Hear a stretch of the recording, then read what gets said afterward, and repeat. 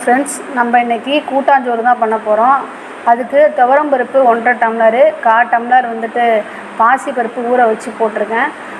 அரிசி வந்து 3 டம்ளர், எல்லாமே எந்த டம்ளரில் போட்டோமோ அதே டம்ளரில் அளவு ஊற வச்சு வச்சுருந்தேன். அடுத்து வந்துட்டு நமக்கு தேவையான காய்களுக்கு என்னென்ன காய்கறி இருக்கோ அது எல்லாமே போட்டுக்கலாம். முருங்கைக்காய், கத்திரிக்காய், மாங்காய், கேரட், பீன்ஸ், இல்லை உங்கள்கிட்ட வேறு எந்த காய் இருந்தாலும் போட்டுக்கலாம்.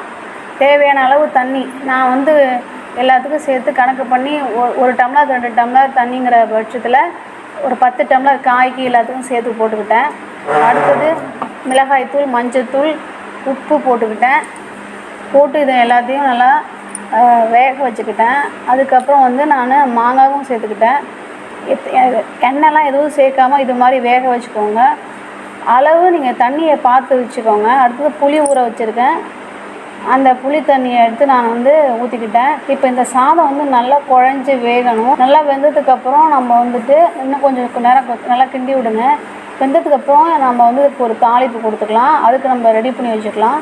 ஒரு பாத்திரத்தில் நெய் கொஞ்சம் ஊற்றிக்கலாம். அப்போ தான் இப்போ அந்த சாதத்துக்கு நல்லா வாசமாக இருக்கும். அதுக்கப்புறம் கடலை எண்ணெய் சேர்த்துக்கிறோம். எண்ணெய் சேர்த்துக்குங்க. எண்ணெய் சூடு ஏறினதுக்கப்புறம் நம்ம கடுகு போட்டு பொரிச்சிக்கலாம். எப்பவும் போல் நமக்கு இந்த கூட்டாஞ்சோறு சின்ன வயசில் சாப்பிட்ட ஞாபகத்தில் நாங்கள் இன்றைக்கி செஞ்சு பார்த்தோம். கடுகு, கருவேப்பிலை போட்டுக்கோங்க. அடுத்தது வெங்காயம், சின்ன வெங்காயத்தை எடுத்து நல்லா பீஸாக கட் பண்ணியிருக்கோம். அடுத்து தக்காளி சேர்த்துக்கலாம்.